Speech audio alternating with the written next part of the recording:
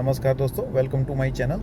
दोस्तों, अभी जो वर्ल्ड में जो चल रहा है, बेसिकली इंडिया की बात करेंगे तो ये इंडिया पर 50% का टैरिफ लगाया है डोनाल्ड ट्रंप ने। तो उसके वजह से इंडियन मार्केट में बहुत खलबली मची हुई है। लेकिन अगर आप लॉन्ग टर्म इन्वेस्टर है तो ये समय मेरे हिसाब से एक चांस है, एक मौका है अच्छी कंपनी को अपने पोर्टफोलियो में ऐड करने के लिए। क्योंकि देखिए, आप सिंपल समझिए, आपके कंट्रोल में क्या है। आप डोनाल्ड ट्रंप को कंट्रोल नहीं कर सकते हो टैरिफ लगाने से, आप यूएस को कंट्रोल नहीं कर सकते हो, आप यूरोप को कंट्रोल नहीं कर सकते हो। लेकिन आप कर क्या सकते हैं, तो जो कंपनी अच्छा प्रॉफिट, अच्छा सेल्स और अच्छे फ्यूचर प्लानिंग से ग्रोथ हो रही है एज ऑफ नाउ, वो कंपनी का स्टॉक आप बाई करके उसको लॉन्ग टर्म पे होल्ड करोगे तो आपको बहुत बेनिफिट हो सकता है।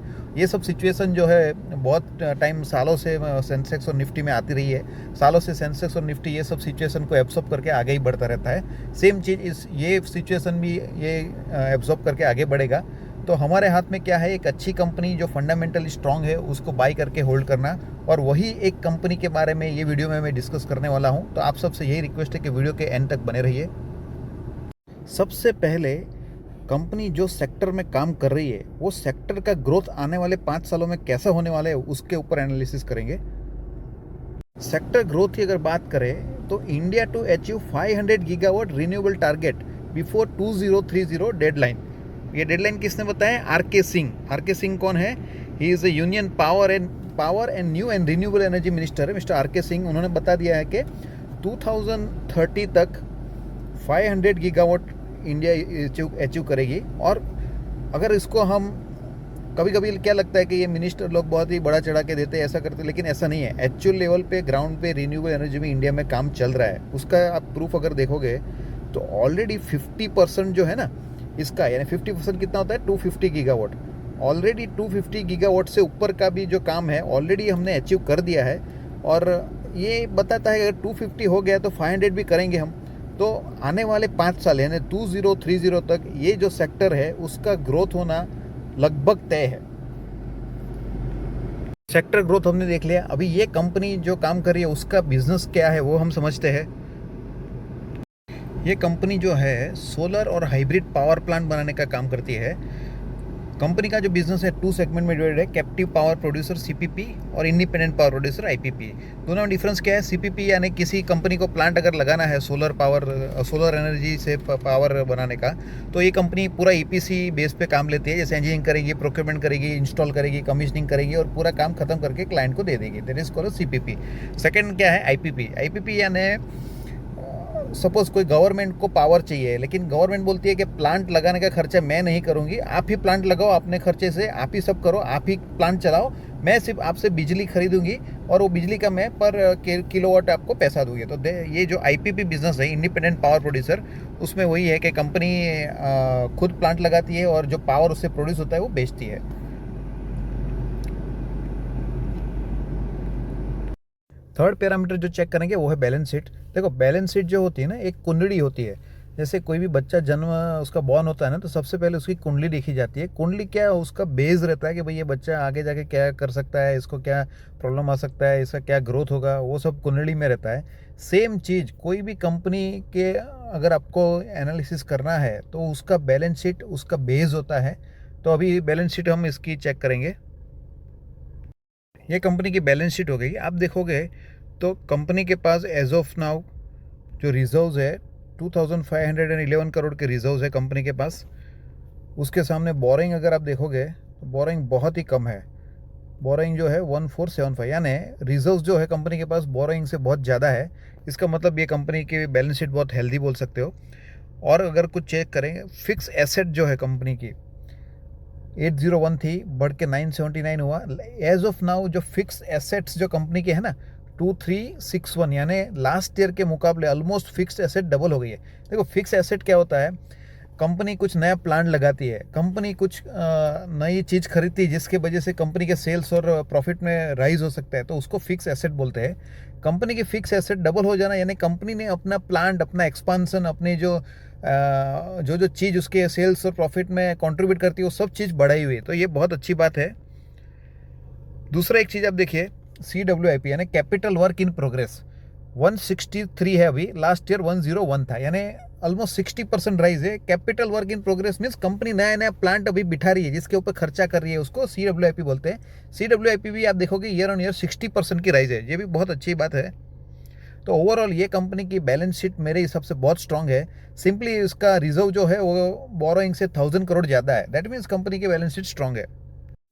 कंपनी का प्रॉफिट, सेल्स और EPS कैसे ग्रो हो रहा है वो अभी हम चेक करते हैं, ये भी बहुत अच्छा बड़ा पैरामीटर है।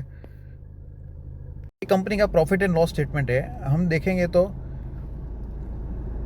1024 सेल्स था लास्ट ईयर 2024 में, 25 में कितना हो गया 1735।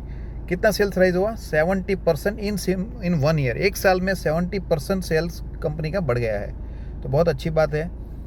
कंपनी का नेट प्रॉफिट अगर चेक करेंगे, लास्ट ईयर 325 करोड़ था, अभी कितना हुआ 371 करोड़ हुआ, उसमें भी राइज है, कंपनी का प्रॉफिट राइज हुआ। आप आगे देखोगे तो पहले तो 43 हुआ करता था, 110 हुआ करता था, 162 हुआ करता था, उसके सामने 371 आया है, जो बहुत अच्छी बात है। यहाँ पे कंपनी का जो सेल्स इतना राइज 70% राइज होने के बाद भी प्रॉफिट 70% राइज नहीं हुआ है, उसके पीछे का जो आप रीज़न अगर देखेंगे ना, तो कंपनी ने का खर्चा थोड़ा बढ़ा हुआ है। 13153 करोड़ का कंपनी ने एक्सपेंस किया हुआ है, जिसकी वजह से इसका सेल्स के हिसाब से प्रॉफिट राइज नहीं हुआ है। EPS अगर देखेंगे कंपनी का, लास्ट ईयर कितना EPS था 16.23, अभी कितना हो गया 18.15। EPS भी इसका आप देखोगे तो बढ़ा हुआ है compare to last year on year, इतना ज़्यादा नहीं बढ़ा, लेकिन आप पहले देखोगे पहले 0.4 हुआ करता था, उसके बाद 1.35 हुआ, उसके बाद 2.66 हुआ, 6.74 हुआ, 8.9 हुआ, अभी सीधा 18 है। यानी ओवरऑल आप लास्ट 5 ईयर्स का अगर EPS ग्रोथ देखोगे तो बहुत अच्छा है कंपनी का ग्रोथ। कंपनी के इंपॉर्टेंट रेशियोज होते हैं, हर कंपनी में ROE है, ROC है, PE रेशियो है, डेब्ट टू इक्विटी रेशियो है, ये सब चीज़ अभी इसका देखते हैं हम। सबसे पहला रेशियो है प्राइस टू अर्निंग, जिसके हिसाब से अब वैल्यूएशन डिसाइड होता है। इसका प्राइस टू अर्निंग अभी जो चल रहा है एज ऑफ नाउ 27.1 चल रहा है। स्टॉक का पी, इंडस्ट्री का पी क्या है, तो कि इंडस्ट्री का पी 30 है, यानी इंडस्ट्री के पी के हिसाब से कम प्राइस पे ये चल रहा है, यानी आपको एक रीजनेबल या अंडर वैल्यूड भी बोल सकते हो। देखो इंडस्ट्री का पी 30 यानी ये एवरेज पी है, कुछ कुछ कंपनी 70 के पी पे होगी, कुछ कुछ कंपनी 20 पे होगी, कुछ 50 पे होगी, तो इसका ये एवरेज पी है, इसका 27 है, यानी ये आप अंडर वैल्यूड भी एक टर्म से बोल सकते हो। फिर इसका डेब्ट टू इक्विटी रेशियो हम देखेंगे, डेब्ट टू इक्विटी रेशियो 0.57 है। देखो लेस देन 1 अगर रहता है ना, दैट मीन्स ये रेशियो अच्छा है, यानी लेस देन 1 है, यानी कंपनी के पास डेट जो है वो कम है इक्विटी के सामने, तो ये भी रेशियो भी इसका अच्छा है। प्रॉफिट रेशियोज हम चेक करते हैं, प्रॉफिट रेशियो देखो, ROC देखो 17.5% है, ROE 18.7% है, ये दोनों 17 और 18 बहुत अच्छी वैल्यू आप बोल सकते हो। तो debt ROC, ROE, P, debt to equity, इसके जो इंपॉर्टेंट रेशियो सब रेशियो इसके अच्छे हैं। नेक्स्ट पैरामीटर है प्रमोटर होल्डिंग। देखो प्रमोटर यानी कंपनी के मालिक, कंपनी के मालिक को पता रहता है आने वाले टाइम में कंपनी कैसा परफॉर्मेंस दिखाने वाली है, क्योंकि उनके पास ऑर्डर बुक का पता चलता है, कैसा मार्केट है वो उनको सब पता रहता है, तो इनका होल्डिंग बहुत इंपॉर्टेंट रहता है। अगर प्रमोटर होल्डिंग ज़्यादा है कोई कंपनी में, उसका मतलब उसके मालिक को कंपनी के ऊपर पूरा भरोसा है कि आने वाले टाइम में अच्छा परफॉर्मेंस करेगी, तो ये बहुत इंपॉर्टेंट पैरामीटर है। कंपनी का प्रमोटर होल्डिंग अगर देखेंगे तो हम क्लियरली पता चलता है 48.67% है, लेटेस्ट अब है। पिछले 3-4 क्वार्टर से सेम होल्डिंग बनाए रखी प्रमोटर ने, तो ये अच्छी बात है। अगर देखो प्रमोटर को पता चलता है ना, अगर कंपनी में परफॉर्मेंस आने वाले टाइम में ख़राब होने वाला है, तो ये लोग अपना स्टेक बेचना चालू कर देते हैं। अभी पहले 54% था, 54 से 48 हुआ, दैट मीन्स ये कुछ कंपनी के पुअर परफॉर्मेंस से बेचा गया माल नहीं है, ये सिर्फ प्रॉफिट बुकिंग है। क्योंकि प्रमोटर को भी कभी कभी है ना पैसे की ज़रूरत रहती है अपने कंपनी में लगाने के लिए, दूसरे एक्सटर्नल एक्टिविटीज़ करने के लिए, तो मेरे हिसाब से प्रमोटर होल्डिंग अच्छी है ये। इसके आगे 8.26% FIIs भी ये कंपनी में होल्ड कर रहे हैं। ये कंपनी कितनी 10,000 करोड़ मार्केट कैप वाली कंपनी है। इतनी छोटी कंपनी में भी अगर FII 8% होल्ड कर रहे हैं तो वो एक अच्छी बात आप बोल सकते हैं। उसके बाद डोमेस्टिक का इन्वेस्टर का होल्डिंग्स थोड़ा कम है, 0.8% ही है। कंपनी का फ्यूचर प्लानिंग अगर देखेंगे तो कंपनी यहाँ पर क्या बता रही है, 1+ गीगावाट उसने एग्जीक्यूट किया है, 3+ गीगावाट का ऑर्डर इन हैंड है। जितना काम अभी तक इंसेप्शन से अभी तक कंपनी ने जितना काम किया है उससे 3 गुना काम उनके हाथ में ऑलरेडी है, ऑर्डर मिल चुका है कंपनी को, तो एक पॉजिटिव है। आप देखो इकरा ने भी उसको ए पॉजिटिव का रेटिंग दिया है। इकरा जो है बहुत बड़ी रेटिंग एजेंसी है। यहाँ पर कंपनी के फाइनेंशियल है जो हम ऑलरेडी डिस्कस कर चुके हैं, ये सब कंपनी के फाइनेंशियल है।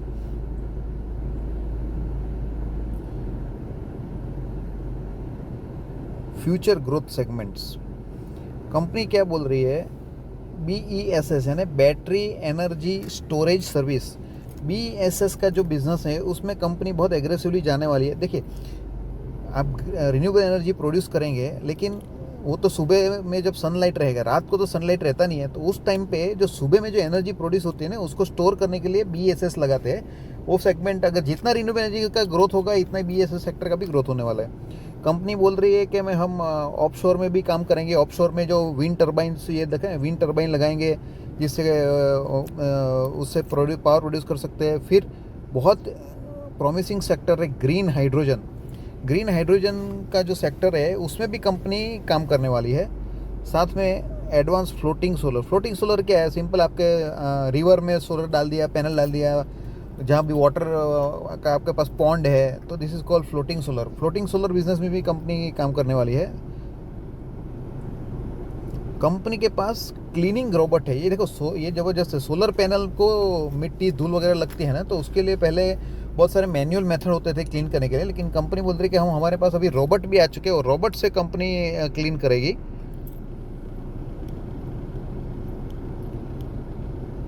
ये सब कंपनी के क्लाइंट्स है, इंडियन एयरफोर्स, महाजेनको, DGVCL, ये गुजरात का एनर्जी के GUVNL है, कोल इंडिया है, जाइडस है, टाटा मोटर है, L&T है, आदित्य बिरला है, सब बड़े बड़े कंपनी इसके क्लाइंट है। कंपनी का फ्यूचर प्लानिंग ये बहुत ही इंपॉर्टेंट है। देखो, आज तक कंपनी ने जो परफॉर्मेंस दिया उसके हिसाब से उसका शेयर का प्राइस जो आ गया वो आ गया, लेकिन आगे शेयर का प्राइस बढ़ेगा, डाउन होगा, वो सब डिपेंड रहता है कंपनी कैसा काम करेगी फ्यूचर में। तो कंपनी के फ्यूचर के प्लान क्या क्या है वो पहले हम समझते हैं। नेक्स्ट पैरामीटर है फ्यूचर पी। देखिए, कंपनी का फ्यूचर का पी क्या रहने वाले है वो थोड़ा बहुत हम प्रिडिक्शन कर सकते हैं बेस्ड ऑन कंपनी के पास ऑर्डर बुक क्या है, कंपनी कैसे ग्रोथ दिखाने वाली है। तो फ्यूचर पी का कैलकुलेशन मैं आपको बताता हूँ ये कंपनी में कैसे क्या बन रहा है। फ्यूचर पी कैसे कैलकुलेट करते हैं, तो इसके लिए हम पहले इसके प्रॉफिट एंड लॉस स्टेटमेंट पे आते हैं कंपनी के। तो आप देखो, कंपनी का अगर आप हिस्ट्री चेक करोगे तो पहले तो 6 करोड़ का नेट प्रॉफिट हुआ करता था, फिर 22 करोड़ हो गया, फिर 43 हुआ, फिर 110 हुआ, 162 हुआ, 325 हुआ, 371 हुआ। अभी यहाँ से यहाँ तक कंपनी का जो प्रॉफिट है उसका अगर CAGR, एवरेज CAGR भी हम निकालें तो सेल्स ग्रोथ, ये हाँ कंपनी का प्रॉफिट ग्रोथ है। अब देखो, ऑलमोस्ट 95% CAGR निकलता है profit growth every year. Suppose चलो अभी ये साल कंपनी 95% का ग्रोथ नहीं दिखाएंगे, कुछ कंजर्वेटिव वे में लेंगे, तो अभी आप मिनिमम 20-25% का ग्रोथ तो एज्यूम कर सकते हो इसके पास रिकॉर्ड के हिसाब से। अगर कंपनी 25% का ग्रोथ भी दिखाती है प्रॉफिट में, तो स्टॉक का पी अभी कितना चल रहा है, 27.3। पी क्या होता है, price divide by earning per share. अभी अगर ये EPS में 20% भी राइज हुआ तो ये जो पी है ना, ये 20% कम हो गया है, फ्यूचर में होगा। अभी तो आपको ये लग रहा है पर फ्यूचर में कम हो जाएगा। 20% भी अगर इसमें कम हुआ तो ये आप सोच सकते हो, अभी ऑलरेडी 27 के पी पे है, ये इसका फ्यूचर पी लेस देन 20 बन रहा है। तो कहने का मानना ये है कि ये कंपनी अच्छे वैल्यूएशन पे मिल रही है, और फ्यूचर पी अगर आप कंसिडर करोगे तो ये कंपनी एक अट्रैक्टिव बाइंग लेवल पे है। अगला पॉइंट है मैनेजमेंट। बस मैनेजमेंट का एथिकल मैनेजमेंट होना बहुत ज़रूरी है कंपनी के ग्रोथ के लिए। आप देखोगे कंपनी कितनी भी अच्छी हो, लेकिन मैनेजमेंट उसका एथिकल नहीं रहेगा ना, तो वो लोग कंपनी को आगे नहीं बढ़ा सकते। तो ये कंपनी का मैनेजमेंट के बारे में चेक करते हैं पहले। ये कंपनी का मैनेजमेंट है, आप देख सकते हो। डॉक्टर फारूक पटेल जो है, he is chairman director of the company, इन्होंने कंपनी स्टार्ट की थी। उसके बाद मिस्टर सोहेल है जो भी एक डायरेक्टर है, मिस वेणु बीरप्पा है, he is also executive director, mister Patil है। अभी ये सब इसके मैनेजमेंट में है। अभी की पर्सन कौन है इसमें, तो ये है। अभी इनका अगर आप ट्रैक रिकॉर्ड चेक करोगे ना, ये KPI ग्रीन कंपनी जो है ना, एक टाइम पे 500 करोड़ की कंपनी हुआ करती थी, 500 करोड़ से भी कम की कंपनी हुआ करती थी। आज ये कंपनी 10,000 करोड़ की हो गई है। 10,000 करोड़ मार्केट कैप के बारे में बात कर रहा हूँ। 500 करोड़ को 10,000 करोड़ कितना टाइम्स ग्रोथ है, आप जरा सोचिए। अगर ये आदमी में दम नहीं रहता तो इतनी बड़ी कंपनी हो ही नहीं सकती थी। सेकंड पॉइंट, ये आदमी अंडर में 4 कंपनी चलाता है। एक है KPI ग्रीन जिसकी हम बात कर रहे हैं, दूसरी आती है KP एनर्जी, एक है KP इंजीनियरिंग और एक चौथी भी कंपनी है जो लिस्टेड नहीं है। कहने का मतलब ये है कि 4 कंपनीज एक साथ चलाना, वो भी अच्छे ग्रोथ सेक्टर में चलाना, ये प्रूव करता है कि कंपनी का मैनेजमेंट स्ट्रांग है। जो डायरेक्टर है मिस्टर पटेल, उनका विज़न, उनका काम करने का तरीका सब कुछ एथिकल लग रहा है। लास्ट पैरामीटर जो है मैं उसको सोने पे सुहागा बोलता हूँ। ये बहुत गजब का पैरामीटर है। ये जैसे चेरी ऑन केक बोलते हैं ना, ऐसा टाइप का है। अगर ये पैरामीटर भी कंपनी सेटिस्फाई करती है तो समझो कि बहुत ही एडवांटेज है कंपनी में। चेक करते हैं ये पैरामीटर क्या है। कंपनी का मार्केट कैप कितना है? 9,804 करोड़। शेयर प्राइस क्या है? 496। आप मार्केट कैप को 9,804 डिवाइड बाय 496 करोगे तो नंबर ऑफ शेयर्स कंपनी के कितने मार्केट में हो आएगा? ऑलमोस्ट ये जो है ऑलमोस्ट 19 करोड़ शेयर्स आते हैं। कंपनी के मार्केट में ऑलमोस्ट 19 करोड़ शेयर्स है। 19 करोड़ में से हमने देखा 48% तो प्रमोटर लेके बैठे हुए हैं। तो प्रमोटर तो डेली बाई सेल करते नहीं ऑलमोस्ट। चलो बाकी FII भी है, DII भी है, 50% समझ लो। 19 करोड़ में अभी आधे अगर शेयर्स डेली ट्रेड नहीं हो रहे तो समझो ऑलमोस्ट 9.5 करोड़ शेयर्स इसके मार्केट में है जो डेली के डेली ट्रेड हो रहे हैं। अभी ओनली 9 करोड़ शेयर्स मार्केट में होना एडवांटेज क्यों है? जब ये कंपनी अच्छा रिजल्ट पेश करेगी, इसको कुछ बड़ा ऑर्डर मिलेगा या फिर कुछ पॉजिटिव न्यूज़ आएगा तो इसकी डिमांड बढ़ती है। अभी डिमांड के सामने मार्केट में शेयर्स तो ओनली 9.5 करोड़ ही है। बाई करने वाले बहुत ज़्यादा लोग रहते हैं जब पॉजिटिव न्यूज़ आता है और शेयर्स कम है। सिंपल है, डिमांड ज़्यादा है और सप्लाई कम है तो इसका प्राइस बढ़ सकता है बहुत जल्दी। तो ये रूल में पैरामीटर को मैं सोने पे सुहागा बोलता हूँ। अगर कोई कंपनी का मार्केट कैप कम है या उसके मार्केट जो नंबर ऑफ शेयर्स मार्केट में बहुत ही कम है तो उसको एडवांटेज ये मिलता है कि उसका शेयर अगर प्रॉफिट कंपनी दिखाती है तो बहुत ज़बरदस्त तरीके से भाग सकता है। Definitely only the reason is demand and supply का गैप। दोस्तों ये था मेरा पूरा डिटेल एनालिसिस ये कंपनी के बारे में। मैं जानता हूँ वीडियो बहुत लंबा बन गया है, लेकिन मेरा टारगेट यही है कि मैं सब फंडामेंटल पैरामीटर्स आपके सामने लेके आऊँ। और अगर आपको वीडियो पसंद आता है तो लाइक करिए, चैनल को सब्सक्राइब करिए। मैं बहुत जल्द एक नई चैनल के साथ आने वाला हूँ क्योंकि ये चैनल पे यूट्यूब की ओर से स्ट्राइक आया हुआ है। जो यूट्यूब के नॉर्म्स है वो नॉर्म्स फॉलो करके मैं एक नया चैनल बनाऊँगा या फिर यही चैनल का नाम चेंज करूँगा। तब तक बाद में मिलते हैं दोस्तों। Thank you very much.